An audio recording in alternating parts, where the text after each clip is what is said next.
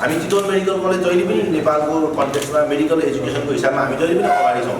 तपाईँले हेर्नुभयो भने जस्तो मेडिकल पढ्ने विद्यार्थीहरूलाई हेर्नुभयो भने जहिले चितवन मेडिकल कलेज 1 नम्बर चोइसमा पर्छ। विद्यार्थीहरूको हिसाबमा चोइस पर्छ, बिरामीहरूको हिसाबमा चोइस पर्छ। हामीले नेपालमा चाहिँ एउटा ठुलो स्पेसलिस्ट हस्पिटल बनाउने जुन हाम्रो सपना बोकेर आएका थियौँ। मलाई लाग्छ केही न केही पुरा गरेका छौँ। हामीले सबै त गर्न सकेका छैनौँ, अझै पनि हाम्रो अझै धेरै चाहनाहरू थिए। यसका सर्टेन वातावरणहरूले हामीले कति अगाडि बढाउन सक्यौँ, कति बढाउन सकेका छैनौँ थाहा छैन। तर पनि हामी अझै अगाडि बढाउने चान्समा हामी जुन एउटा इच्छा थियो त्यो कुरा हामी अझ अगाडि बढाउने इच्छामा छौँ अहिले पनि। र त्यो मेडिकल एजुकेसनको हिसाबमा हामी जहिले पनि लिडर हुन चाहेका थियौँ। भन्छ नि राम्रो कुराहरू चाहिँ जहिले पनि हामीबाटै जाओस्, सुरु होस् भन्ने चाहेका थियौँ। तपाईँले अस्ति सुन्नुभयो जुन एउटा मेडिकल भनौँ न बिरामीहरूको मृत्यु हुँदाखेरि पनि त्यो नेपालमा यस्तै सधैँ यस्तै अनस्टेबिलिटी त कहिले पनि चल्दैन। अनि जहिले पनि हाम्रो एउटा टेन्डेन्सी के छ भने सरकारलाई गाली गरिदियो बस्यो, हामीले के गर्ने हो भन्ने कुरा हामीले कहिले पनि सोचेनौँ। त्यसमा हामीले पनि अस्ति के गर्यो भने एउटा बिरामीको मृत्यु हुँदाखेरि पनि हामीले पनि मेडिकल काउन्सिललाई पनि इन्भेस्टिगेट गर्ने बोलायौँ। हामीले सिडिओ अफिसमा पनि हामीले जो भनौँ प्रहरीमा पनि हामीले बिरामीको जुन मान्छेहरू थिए उनीहरूलाई पनि उजुरी हालेर हामीले एउटा लिडरसिप चाहिँ हामीले लिन खोज्यौँ। हामीले भनौँ न हामीले केही न केही गर्नुपर्छ त्यसको लागि, डाक्टरको लागि, प्रोफेसरको लागि, स्वास्थ्यकर्मीको लागि, बिरामीको लागि भनेर हामीले चाहिँ एउटा सबै लिडरसिप लिन खोज्या भएर अहिले पनि यो जुन बिरामी यो फीहरू छ मेडिकल शुल्क चाहिँ हामी समायोजन गर्ने फिर्ता गर्ने। अब तपाईँलाई बुझाउँदाखेरि के छ भने फिर्ता गर्ने भनेको कुरा चाहिँ त्यो त्यति सजिलो कुरा होइन, सम्भवै छैन। किनभने एउटा यत्रो खर्च लिएर आएर यत्रो संस्था चलाएको ठाउँमा सबैलाई तलब दिइसकेका हुन्छ, कर दिइसकेका हुन्छ। त्यस कारण फिर्ता गर्ने कुरा सम्भव छैन। हामी चाहिँ एउटा समायोजन गर्छौँ र त्यो समायोजन गर्ने कुरा पनि हामीबाटै सुरु गर्छौँ। हामी विद्यार्थीहरूको जसरी जे हो टियुले भनेको सरकारले भनेको कुराहरू छ हामीले यसैलाई चाहिँ हामीले सिडिओ अफिसमा भनौँ सरकारको रिप्रेजेन्टेटिभ जुन जिल्ला प्रशासन कार्यालय छ हामीले उहाँसँग पनि बसेर सिडिओसँगै बसेर हामीले एउटा कन्ट्याक्ट गरेका छौँ। हामी त्यो कन्ट्याक्ट अनुसार समायोजन गर्ने गरी हामी मेडिकल स्टुडेन्टको पनि एउटा जुन त्यो अहिलेको विवाद छ त्यो विवादलाई पनि हामी एउटा लिडरसिप लिन्छौँ। हामी त्यो समायोजन गर्नको लागि पनि हामी नै अगाडि आएर गर्छौँ भन्ने हिसाबमा हामीले चाहिँ आज हजुरहरूलाई बोलाएर हामीले चाहिँ त्यही खालको कुरा गरेका छौँ।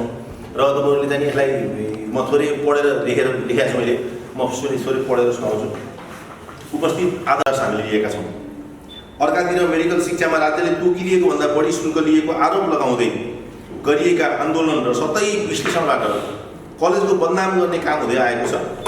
देशभरका मेडिकल कलेजले विभिन्न शीर्षकमा अतिरिक्त शुल्क उठाएका छन्, यो साँचो कुरा हो, यसमा सत्यता छ। तर आक्रमण किन चितवन मेडिकल कलेजमाथि मात्रै भइरहेको छ भन्ने कुराको बारेमा पत्रकार साथीहरूले नबुझ्ने कुरै भएन। चितवन मेडिकल कलेजलाई ताछेर पातलो बनाउँदा कसका के अभिष्टहरू पुरा हुन्छन् अप्रकट छन्, तर बुझिने कुरा हुँदैन। चिकित्सा शिक्षा अध्ययन संस्थानले शुल्कका बारेमा पटक पटक भ्रमित पार्ने गरी सूचनाहरू जारी गर्ने, कलेज प्रशासन र विद्यार्थीहरूको बिचमा दरार पैदा गर्ने काम हुँदै आएको छ। शिक्षण शुल्क तोक्ने अधिकार त्रिभुवन विश्वविद्यालय कार्यकारी परिषदलाई रहेको स्पष्ट व्यवस्था हुँदाहुँदै आफू खुसी पटक पटक अनेक बहानामा दुःख दिने काम चिकित्सा शिक्षा अध्ययन संस्थानले गरेको यस कलेजको ठहर छ। हालै मात्र मेडिकल कलेजहरूको शुल्क विवाद लगायतका विभिन्न विषय अध्ययन गर्न गठित संसदीय उपसमितिले दिएको प्रतिवेदनलाई नेपाल सरकार मन्त्री परिषदको बैठकले शिक्षा विज्ञान तथा प्रविधि मन्त्रालयलाई कार्यान्वयनका लागि गत भदौ 23 गते निर्देशन दिइसकेको छ। समितिले दिएको प्रतिवेदनका आधारमा प्राप्त निर्देशनलाई यस मेडिकल कलेजले पनि लागू गरी अगाडि बढ्ने प्रतिबद्धता हामी व्यक्त गर्दछौँ। यस कलेजमा अध्ययनरत विद्यार्थीहरूले अतिरिक्त शुल्क फिर्ता वा समायोजन भनेर गरेको आन्दोलन गत असोज 4 गतेदेखि गत 4 गते 5 बुँदे निर्णयपछि सहमतिमा टुङ्गिएको छ। सहमतिको बुँदा नम्बर 5 मा शुल्क फिर्ता वा समायोजन कसलाई कति गर्ने भनेर रिपोर्ट दिन गठित समितिले प्रतिवेदन हालसम्म तयार गरेको छैन। समितिले प्रतिवेदन नदिँदा सहमतिमा बुँदा नम्बर 1 मा उल्लेखित 30 दिनभित्र नेपाल सरकार एवं आइयुएमले तोकेको भन्दा बढी शुल्क फिर्ता वा समायोजन गर्ने प्रतिबद्धता पुरा हुन सकेको छैन। विद्यार्थीहरूले पठन पाठन सुचारू गराउने वातावरण नबनाउँदा एमबीबीएस लगायत अन्य सङ्कायका विद्यार्थीहरूले कार्तिक 20 गते हुने परीक्षाको फारम कार्तिक 8 गतेभित्र भरिसक्नुपर्नेमा नभरेको हुँदा सहमतिप्रति विद्यार्थीहरू जिम्मेवार नबनेको स्पष्ट छ। त्यसमा जुन बुँदा नम्बर 3 मा हजुरहरूले हेर्नुभयो भने विद्यार्थीहरूले चाहिँ सुचारू रूपमा पठन पाठन गर्नुपर्ने भनेको छ, तर उहाँहरूले क्लासहरू नलिकन कुनै पनि एक्जामको फर्महरू नभरिकन अहिले सबै एक्जामहरू चाहिँ सबै क्यान्सल भएका छन्। त्यस कारण सुचारू रूपले जुन गर्नुपर्ने एउटा जुन छ नि एउटा त्यो हाम्रो कन्ट्याक्टमा भएको कुराहरू चाहिँ एकतर्फी उहाँहरूले चाहिँ भङ्ग अथवा चाहिँ पालना गर्नुभएको छैन, यसलाई भन्नु खोजेको थियो।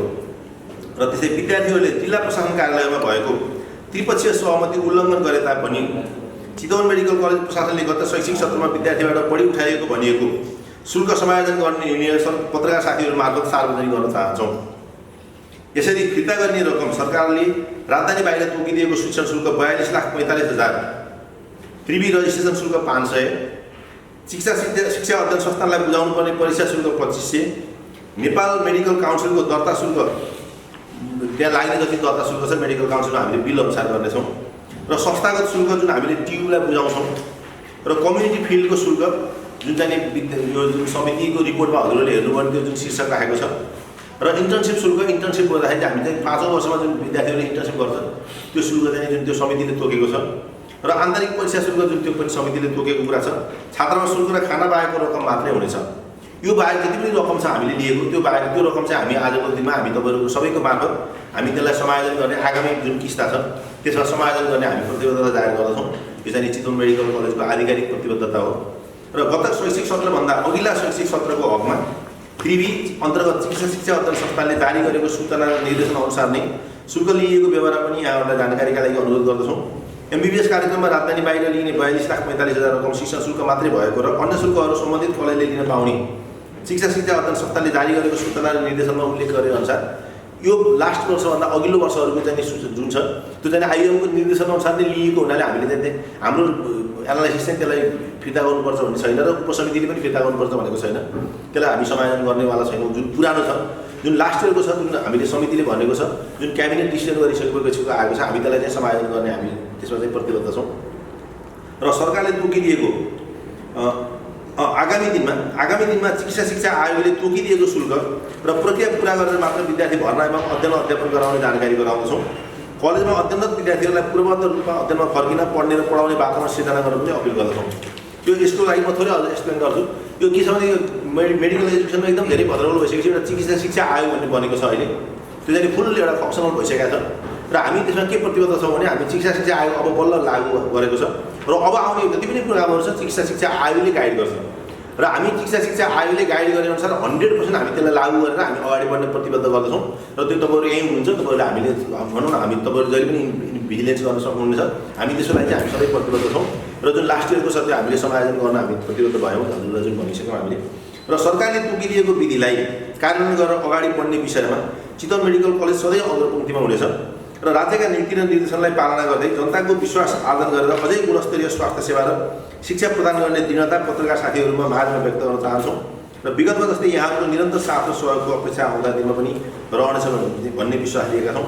धन्यवाद। चितवन मेडिकल कलेज मिति 2076 कार्तिक कलेज भनेको चाहिँ चितवन मेडिकल कलेज चाहिँ टियुको एफिलिएटेड कलेज हो र त्यो एफिलिएटेड कलेजमा 42,45,000 चाहिँ हामीले पैसा दिन पाउने भनेर लेख्यो यसले आउटसाइड भ्याली हजुरहरूले हेर्नुभयो भने अनि तल हेर्नुभयो भने के भन्यो भने 50% tuition fee has to be paid at the time of admission 25% at the end of second year and rest in third year भन्यो होइन। त्यसपछि यो लाइनमा के लेख्यो भने अब मेन्सन भने जुन त्यो माथिको 42,45,000 छ अब mention is only the tuition fee selected candidate भने जुन विद्यार्थीहरू छ उनीहरू चाहिँ they have to contact respective colleges for other charges भयो। 74-75मा 3Bबाट सम्बन्धन प्राप्त हामी चाहिँ 3Bबाट सम्बन्धन प्राप्त कलेज हो र त्यस कलेजमा सञ्चालित विभिन्न तहका शैक्षिक कार्यक्रमहरूमा विद्यार्थी भर्नाका लागि नेपाल सरकार तथा 3B कार्यकारी परिषद उसले भनिसक्यो आफैले कार्यकारी परिषद र सरकारले बाहेक अरू कसैले मूल्य तोक्न सक्दैन। खास उसले के सोध्यो त्यस कारण भने बाट स्वीकृति शिक्षण शुल्कका अलावा भनेपछि उनीहरूले जुन सरकारले तोकेको त शिक्षण शुल्क हो भन्ने कुरा त यसले क्लियर देखायो आफैले डिन कार्यालयको चिठीले आफैले डिनले साइन गरेर तल हजुरले हेर्नु भने जगदीश प्रसाद अग्रवाल भन्ने र अलावा अतिरिक्त कलेज शुल्कका अतिरिक्त विश्वविद्यालयबाट विद्यार्थीहरूबाट कुन कुन शीर्षकमा के कति र कति कसरी शुल्क लिने हो सो शीर्षक खुलाइ पत्र प्राप्त मितिले 7 दिनभित्रमा खुलाइदिनु भन्यो। अनि हामीले के गर्यौँ भने त्यही त्यसैलाई रेफरेन्स मानेर हजुरले त्यसपछिको हेर्नुभयो भने यहाँ एउटा हाम्रो चितवन मेडिकल कलेजको लोगो भएको एउटा चिठी छ हेर्नुहोस्।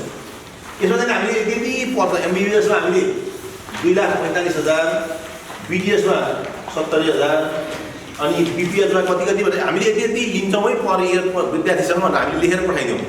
त्यो लगेर दर्ता गऱ्यौँ हामीले त्यसलाई के गर्यौँ भने त्यसलाई अझ भोलि गएर विद्यार्थी थाहा पाउँदैन कि भन्ने हिसाबमा हामीले कान्तिपुर पत्रिकामा हामीले पनि गऱ्यौँ नोटिस पनि दियौँ अनि त्यसपछि हामीले आइएमलाई दर्ता पनि गऱ्यौँ। यो चाहिँ विभिन्न कलेजबाट इन्डिभिजुअली पनि गऱ्यौँ अनि plus association of private medical कलेजबाट पनि गऱ्यौँ हामीले।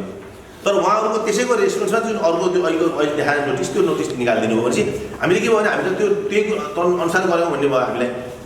त्यसपछि अर्को हामीले लेखेको चिठीमा चाहिँ तपाईँलाई देखाएकोमा चाहिँ जुन अहिले समितिको जुन हामीले भन्यो नि अहिले उपसमितिको रिपोर्ट भने त्यो चाहिँ समिति भने चाहिँ के हो भने सरकारले कसैले ओन गरिदिनुपर्छ त्यो रिपोर्ट लागू गर्नलाई। त्यस कारण अहिले के भयो भने त्यो समितिको रिपोर्ट चाहिँ प्रधानमन्त्री कार्यालयले कार्यान्वयन गर्नु भनेर एउटा चिठी लेखिदिनु भयो शिक्षा मन्त्रालय र विश्वविद्यालयलाई। अनि विश्वविद्यालयले यो चाहिँ चिकित्साशास्त्र अध्ययन संस्थानलाई एउटा चिठी लेख्यो। यो चाहिँ चिकित्साशास्त्र अध्ययन संस्थान भिमको कार्यालय भनेर यो चाहिँ निर्णय नम्बर 2686 भनेर एउटा त्यहाँ हजुरहरूको छ होला। यो चाहिँ निर्णय के भयो भने जुन समितिको निर्णयअनुसार तपाईँले सबैजना कलेजहरूले अब आएन त शिक्षा आयोगले गर्छ सकिहाल्यो के समस्या भएन। त्योभन्दा अगाडिको पनि आइएमले लेखेकै चिठीअनुसार हुन्छ। सबैभन्दा ठुलो समस्या भएको लास्ट इयरको 75-76को ब्याचको र 75-76को ब्याचको लागि चाहिँ तपाईँले हेर्नु भने यो अनुसार गर्ने भनेर लेखेको। यो जुन समितिको रिपोर्ट पारित भयो। हाम्रो लागि त सबभन्दा ठुलो भने टियु हो कार्यकारी परिषदले पारित गरेर हामीलाई चाहिँ के गर्यो भने शिक्षा अध्ययन संस्थानलाई चिठी लेख्यो र सेकेन्ड पेजमा हेर्नु भने हामीलाई चाहिँ बोधार्थ दियो हुँदैन। तिमीले यो अनुसार कार्यर्थ बोधार्थ भनेर लेखेर पठाइदियो हुँदैन। बोधार्थ तथा कार्यर्थ भन्यो। अब हामीले यसैलाई लागू नगर्ने भने हामीसँग अप्सनै छैन किनभने पार्लियामेन्ट्री कमिटीले गरेको डिसिजनलाई हाम्रो सबैभन्दा ठुलो निकाय भने टियु हो।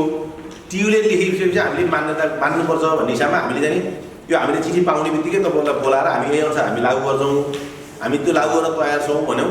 र तपाईँलाई रेफरेन्सको लागि जुन त्यो समितिको मलाई लाग्छ तपाईँसँग सबैसँग छ होला त्यो त अनलाइनमै क्या नेटवर्क पनि छ। त्यो समितिको रिपोर्ट पनि यसमा चाहिँ 2 कपी हामीले यसो राखेका छौँ। यो हेर्नु भने मेडिकल कलेजको शुल्क विवाद लगायत निष्कर्ष सुझाव र निर्देशन भन्ने यो चाहिँ तपाईँले जुन 6.4 छ त्यो 6.4 चाहिँ हामीलाई काम लाग्ने कुरा त्यही मात्रै एउटा मात्रै हो। त्यो 6.4 हेर्नु पनि भइहाल्छ। र जुन मैले भनेको छु शुल्क निर्धारण गर्ने टियुको मात्रै अधिकार छ अरूको छैन। यसमा कसैको अधिकार छैन तपाईँले थाहा पाउनु पर्ने। त्यसको लागि पनि मैले यो शुल्क सम्बन्धी विनियम भन्ने जुन छ यो चाहिँ टियुको नियम हो। यो त्यो टियुको नियम पनि मैले यसमा राखिदिएको छु हजुरले हेर्नु होला। त्यो हेर्नुभयो भने त्यसमा चाहिँ क्लियर हुन्छ कि हामीले चाहिँ टियुले भनेको कुराहरू शुल्कको बारेमा हामीले टियुले भनेको कुरा मान्नुपर्ने हुन्छ। अरूले भनेको कुरा हामीले मान्न सक्दैनौँ र अरूले भनेको भन्दा पनि टियुले नै जब भनिसकेपछि हामीले फेरि 100% लागू गर्नै पर्छ। हामीसँग अप्सनै छैन। त्यस कारण आज हामीलाई टियुले चिठी लेखेको छ कि तपाईँले 75-76को ब्याचको समायोजन गरिदिनुहोस् भनेर छ। हामी त्यो समायोजन गर्नको लागि हामी रेडी छौँ र त्यो समायोजन गर्नको लागि हामी प्रतिबद्ध छौँ भनेर तपाईँहरू मार्फत हामीले चाहिँ सबैलाई जानकारी दिन चाहन्छौँ। र त्यो जुन शुल्कको के शीर्षकमा लिने जुन हामीले जुन 42,45,000 भनेर शैक्षिक शुल्क भयो त्योभन्दा एक्स्ट्रा शुल्क केमा लिने भन्ने कुरा जुन त्यो समितिले भनेको छ त्यही अनुसार हामी त्यसैलाई चाहिँ हिसाब गरेर प्रति विद्यार्थी त्यो किन हामीले सबै अडिटेड सिटमा छ त्यो हाम्रो किन हामीले यदि बनाउने हुँदैन। त्यसो भने हाम्रो जुन इन्टरनल हाम्रो अडिट छ त्यो अडिट सिटमा भएको अनुसार चाहिँ 90 जनालाई जस्तो 100 जना हाम्रो स्टुडेन्टको टोटल त्यसमा 10 जना चाहिँ स्कलरसिपमा आएको हुन्छ उनीहरूले पैसा तिरेको हुँदैन र अरू 90 जनालाई हामी डिभाइड गरेर इन्डिभिजुअली डिभाइड गर्छौँ र त्यही अनुसार चाहिँ हामीले जति लाग्छ त्यो पैसा चाहिँ हामी फिर्ता गर्छौँ हामी समायोजन गर्छौँ फिर्ता होइन समायोजन गर्छौँ भनेर हामी तपाईँहरू मार्फत एउटा प्रतिबद्धता जाहेर गर्न खोजेको र हामीले यसले हाम्रो चाहना चाहिँ के हो भने हामी सबै कुरामा लिडरसिप लिएका छौँ भने चितवन मेडिकल कलेज यो फी समायोजन गर्ने कुरा पनि हामी लिडरसिप लिन खोज्छौँ भनेर हामीले चाहेको कुरा त्यही कुरा चाहिँ तपाईँहरू मार्फत गराउन खोजेको। यसमा चाहिँ यो कमिटीले चाहिँ हामीलाई एमबिएस र पिडिएसको मात्रै लेखाएको छ अहिले जुन यो समितिले चाहिँ यो त्रिवी आयोगले अनि हामीले उनीहरूलाई लेखेर पठाएका छौँ। अरू अन्य विभागको के गर्ने भनेर लेखेर पठाएको छौँ। उनीहरूले जे भन्छ हामी त्यही अनुसार गर्छौँ। 90 जना एमबिएसको मात्रै गर्यो अहिले 90 जना एमबिएसको भयो बिडिएसको पनि त्यही अनुसार बिडिएसको पनि गर्ने भनेर उनीहरूले कतिजना बिडिएस चाहिँ हाम्रो 40 जना होइन 40 जनामा 35 जनाको हुन्छ 4 जना भनौँ 36 जनाको हुन्छ किन 10% स्कलरसिपमा जान्छ अनि 36 जनाको चाहिँ हामीले फेरि समायोजन गर्नुपर्ने हुन्छ। हामी त्यो बिडिएसको र एमबिएसको हामी दुइटैको गर्छौँ। हामीले भन्दाखेरि एमबिबिएस भने पनि बिडिएस पनि हो त्यसमा। तपाईँको यो 42,000 फेरि 42 लाख 45,000 पऱ्यो होइन तपाईँको शुल्क। त्यसपछि अरू एउटा खुलेको त भयो 3,000 चाहिँ खुलेको भयो होइन समायोजनमा अरू नखुलेको चाहिँ कति हो यो कति नखुलेको चाहिँ जस्तो अब इन्टर्नसिप शुल्क भन्ने छ। इन्टर्नसिप शुल्क जस्तो अहिले हामीले 12,500 चाहिँ इन्टर्नसिप शुल्क पर स्टुडेन्टलाई पर मन्थ दिन्छौँ अनि हामीले चाहिँ जस्तो 13 महिनाको स्यालेरी दिन्छौँ 10 पेसी सर 13 महिनाको दिन्छौँ। 13 महिनाको गर्दा मलाई चाहिँ 1,65,000 हुन्छ त्यो चाहिँ हामीले गरौँ त्यसमा जान्छ। अर्को इन्स्टिट्युसनल फी भन्ने छ 40 लाख रुपियाँ हामीले आइएमलाई तिर्छौँ अनि त्यो 40 लाख रुपियाँ जति पर्छ त्यो डिभाइड गरेर दिन्छौँ यति उति भन्ने ठ्याक्कै हामीलाई थाहा छैन तर यो सबै कुरा क्लियर छ हाम्रो अडिटेड सिटमा जे छ कति हुन्छ भने तपाईँको जस्तो लेखा भयो होइन हामीले होइन सबै कुरा एउटै स्टुडेन्ट बराबर हामी समायोजन गर्नुपर्ने भने यस्तो छ हामीले एप्रोक्सिमेटली अहिले ठ्याक्कै यही कुरा चाहिँ फाइनल छैन हामी त्यो अडिट सिटबाट निकाल्नुपर्छ कलेज अनुसार फरक हुन्छ। हाम्रो कलेजमा चाहिँ करिब हामीले के हो भने अहिलेसम्म हामीले 42,45,000 बाहेक चाहिँ 6 लाख रुपियाँ लिएको छौँ जुन तपाईँलाई हामी सबै भनिरहेको छौँ। त्यो 6 लाखमा करिब 3.5 देखि 4 लाख जति चाहिँ हामीले यो फीहरूमा आउँछ र अरू 2-2.5 लाख जस्तो चाहिँ हामीले समायोजन गर्नुपर्ने हुन्छ हाम्रो हिसाबमा। अहिले यो चाहिँ त्यहाँ अलिकति एप्रोक्सिमेट हिसाब हो तर रियल हिसाबमा चाहिँ त्यो 6 लाख बढी लिएको हो। अनि त्यो फीमा आउने चाहिँ कति 4 लाख? त्यही 3.5 देखि 4 लाख जति चाहिँ हाम्रो यो फीमा आउँछ र अर्को करिब 2-2.5 लाख जस्तो चाहिँ समायोजनमा पर्छ। तर अब ठ्याक्कै चाहिँ हिसाब गर्नुपर्छ हामीले रेसियो। र त्यो शीर्षक चाहिँ ठ्याक्कै क्लियर छ। फेरि यसमा कुनै हुँदैन हामीले, किन ब्यालेन्स सिटमा देखाउनु मिल्छ, एकाउन्टले ल्याएर हेर्नु मिल्छ सबै। त्यही भनेर जब 30% कर घटाएर गर्ने भने त त्यसलाई चाहिँ कसरी क्यालकुलेसन गर्ने, त्यो चाहिँ सीहरूसँग कसरी गर्नुपर्छ। फेरि त्यो लेभलको अनुसार हामीले समायोजन गर्छौँ। अगाडि एटलिस्ट विद्यार्थीहरूलाई टेन्सन नदिएर अगाडि बढाउँछौँ भन्ने हाम्रो चाहिँ धारणा थियो भनेर। जस्तै इन्स्टिट्युट अफ मेडिसिनले त लास्ट इयर त 74-75मा त तपाईँले अन्य शुल्क लिनुहोस् भनेर लेखाएको नि त। त्यो चाहिँ हामी त्यही आधारमा ल्याउँछ भनेर हामीले सोच्यौँ। तर लन्डन मेडिकल कलेजमा जब बिहा आइसकेपछि पार्लियामेन्ट कमिटीको फर्म भयो, पार्लियामेन्ट अब जो घटना भयो होइन, घटनामा विद्यार्थी समितिहरूको सहमति छ कि तपाईँको एकतर्फी रूपमा हामी चाहिँ ल्याउन सक्छौँ। हामी सबै दिएका छौँ होला। हामीले को बिरामीसँग विद्यार्थीसँग कति पैसा लिएका छौँ हामी सबै दिएका छौँ। अनि त्यो कुरा त अब उहाँहरूले भन्ने हो, अब किन बनाउनु भयो त्यो समय हो।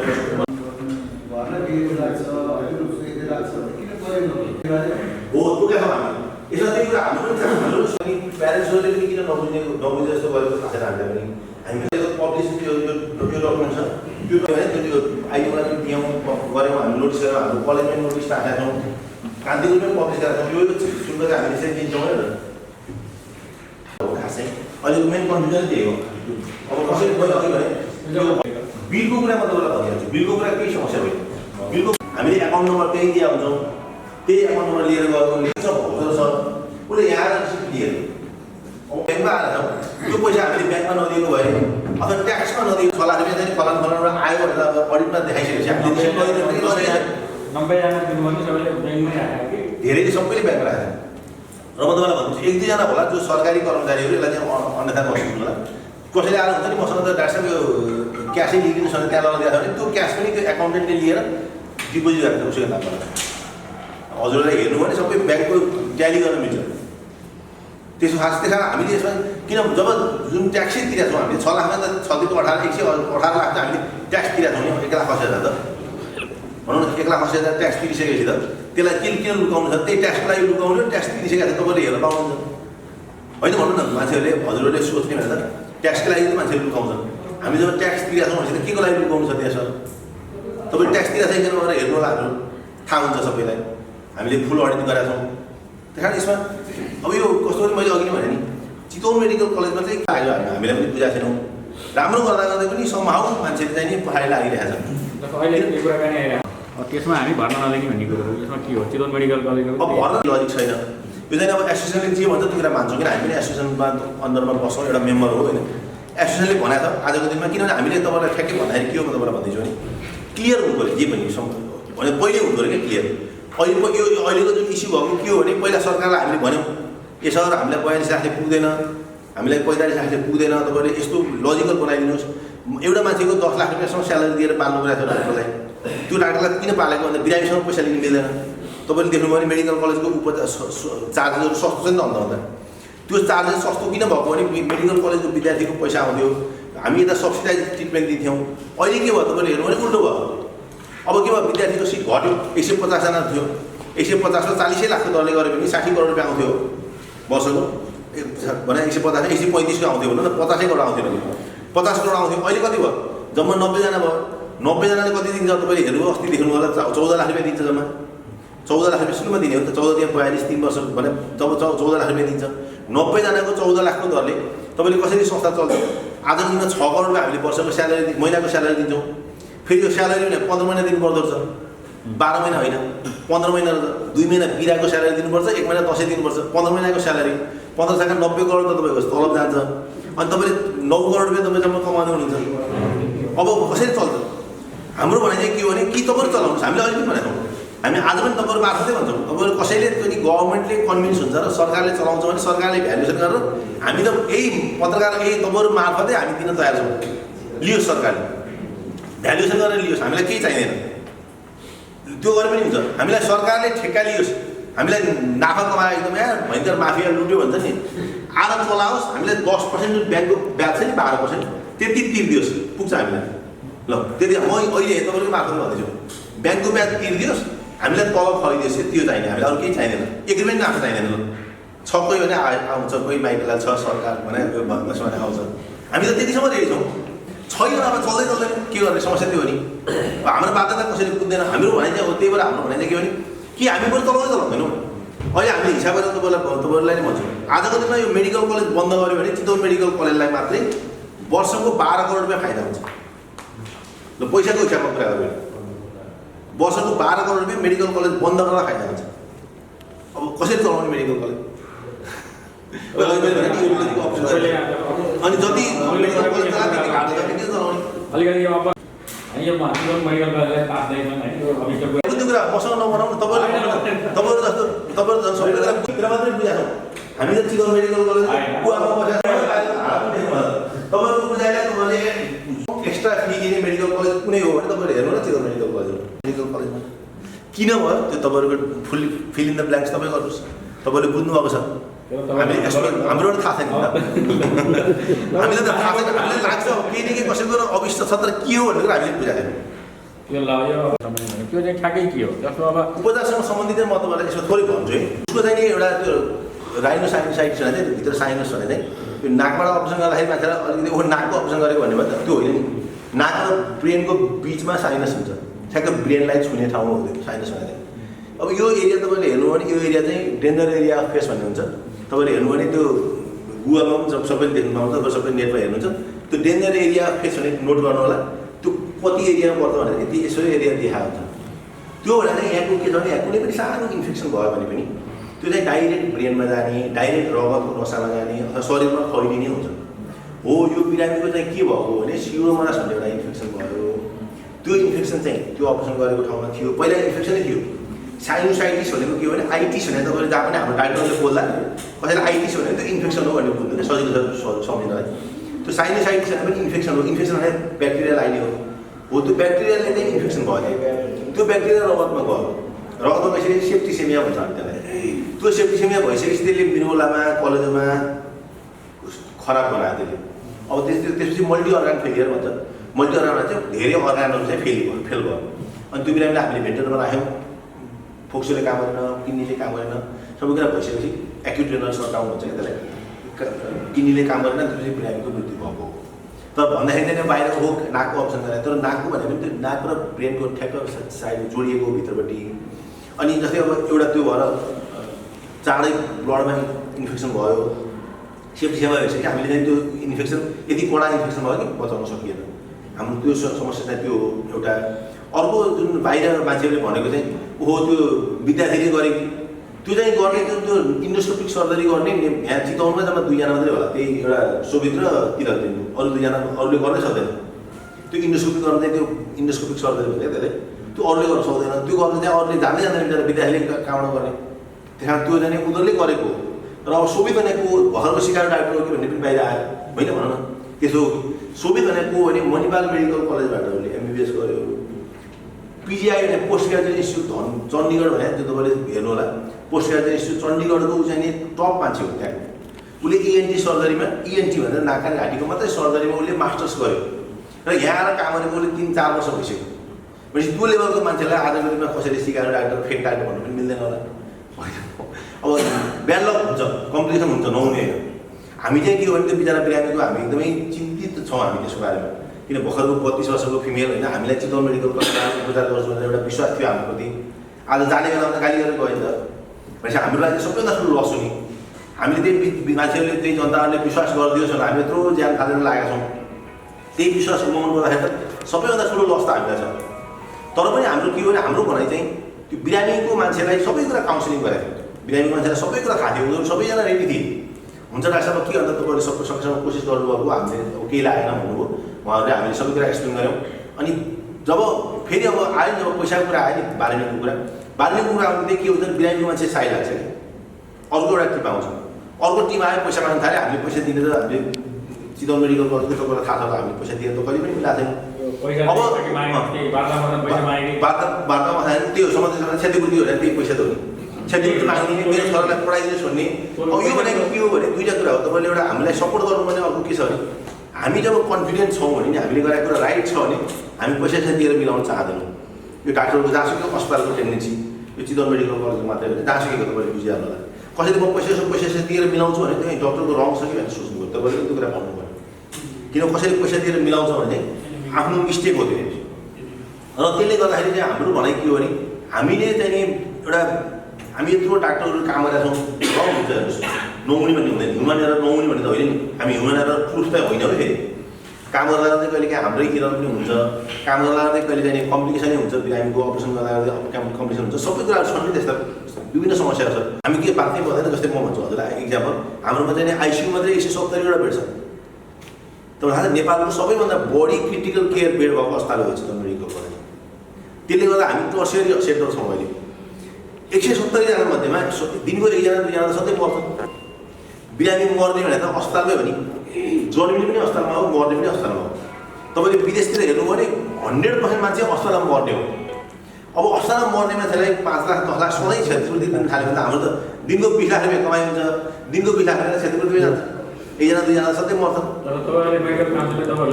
हो अब हामीले मेडिकल काउन्सिललाई किन बोलायौँ म तपाईँलाई भनिदिन्छु हामीले पनि मेडिकल काउन्सिललाई खबर गऱ्यौँ मेडिकल एसोसिएसनले खबर गर्यो किन खबर गर्यो भने तपाईँहरू जस्तो जो पब्लिक छ तपाईँहरू जसले हामीलाई विश्वास गर्नुहुन्छ तपाईँहरूलाई हामीले के विश्वास दिलाउनु पऱ्यो भने कोही राम्रो जस्टिस दिन्छ रियल मेडिकल इन्भेस्टिगेसन गर्छ उसले अहिले कोही एउटा हाम्रो सिटी अफिसलाई गर्ला त उहाँले त जान्नु पनि बिचरा तर एउटा मेडिकल डाक्टर आयो एक्सपर्ट आयो भने उसले जान्दैन इएनटी सरले के गल्ती गर्यो भने थाहा हुन्छ हामीले हस्पिटलले के गल्ती गर्यो भने थाहा हुन्छ नर्सले के गल्ती गर्यो भने थाहा हुन्छ भनेर एउटा त्यस्तो खालको एउटा मेडिकल काउन्सिल जुन बडी छ त्यो बडीलाई हामीले बोलायौँ इन्भेस्टिगेसन गरोस् त्यसले भन्यो भने के हुन्छ भने भोलि हामीले जुन हाम्रा जनताहरू छन् नि त हामीलाई जुन विश्वास गर्ने मान्छेहरू छन् त्यो मान्छेहरूलाई त हो मेडिकल कलेजले त आफ्नै डाक्टरलाई पनि पऱ्यो भने कारवाही गर्दछ भने पनि गर्नु पऱ्यो नि भोलि त्यो डाक्टरको गल्ती रहेछ भने त मेडिकल काउन्सिलले छ भने त हामी डाक्टरलाई गल्ती गर्छौँ हामी कहाँ छोड्छौँ र त्यो समितिले भन्न आइसक्यो उनीहरू आएर हेरेर गयो उनीहरूको प्रिलिमिनरी इन्भेस्टिगेसन गऱ्यो अब मलाई चाहिँ एक्सपर्टाइज कमिटी फेरि बनाउनु पठाउँछ होला हामीलाई ठ्याक्कै थाहा छैन तर नर्मली प्रोसेस त्यही हो एउटा प्रिलिमिनरी रिपोर्ट दिन्छ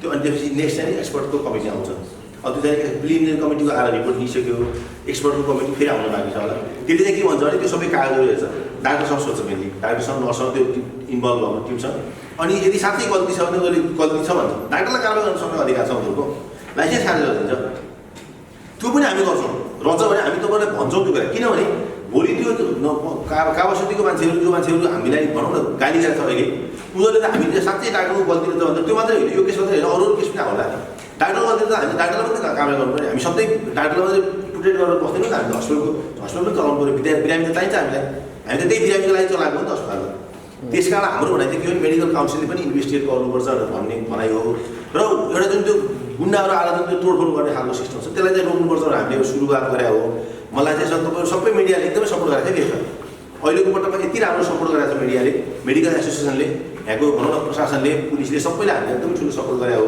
र त्यो सपोर्टमा चाहिँ हामी चाहिँ केही न केही एउटा नियम बनाएर जान्छौँ भन्ने हाम्रो भनाइ चाहिँ छ र त्यसमा मलाई त हामीले साथ पाएको छौँ त्यसमा त्यस्तै हो सोसाइटीमा त फेरि त्यो फ्यामिली मार्फत त जाँदैन फ्यामिलीलाई त मैले पनि त्यहाँ आएर त्यो लोग्नेलाई भेट्न साह्रै गाह्रो हो लोग्ने चाहिँ कुरा गर्ने भने बल्ल आयो होइन त्यस्तो हुन्छ अब यस्तो विषयहरू अब मान्छेले बुझ्छ त अब त्यहाँ मलाई पनि काठमाडौँबाट फोन गरेर के रहेछ कसो रहेछ भनेर भन्दैन उहाँ यस्तो यस्तो रहेछ यो हो कि होइन नाकबाट सुरु भएर बिरुवामा गएर टुङ्गिएको हो कि होइन भनेर डक्टर साहबलाई सोधेँ मैले कुरो दिएको भन्नुभयो होइन अब अनेक तरिकाका चाहिँ हुन्थ्यो फेरि पछि त्यो समाचार तयार गर्नुभन्दा अलिकति अगाडि फेरि मैले हाम्रो एकजना भाइलाई सोधेँ होइन त्यो मेडिकल सेक्टरमै रहेको भाइलाई सोधेपछि होइन उसले त अब यस्तो केस त नहुने होइन हुन्छ अब त्यहाँको अब प्रक्रियाहरू के थियो अब त्यो जान्ने कुरो भएन बुझ्ने कुरो भएन अब त्यो नहुने के त्यो मान्छेको मर्दैन भन्ने त होइन मर्छ अब तर पनि के थियो भन्ने कुरो के अब उसले पनि भन्न सक्ने कुरो भएन जति तपाईँहरू यहाँ चाहिँ भिज्नु हाल्यो मैले भन्न खोजेँ जस्तै अब हामी चाहिँ बल्ल आज आएर पाइयो घटना चाहिँ उति बेलाको थियो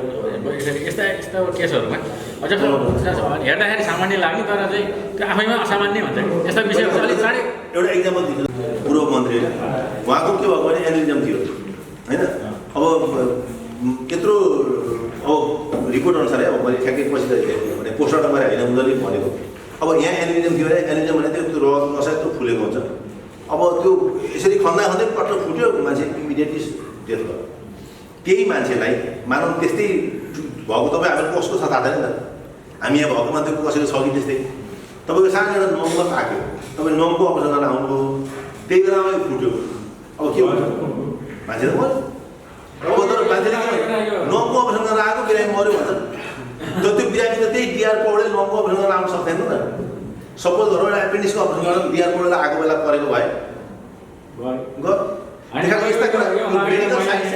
कम्प्लिकेटेड छ कि मैले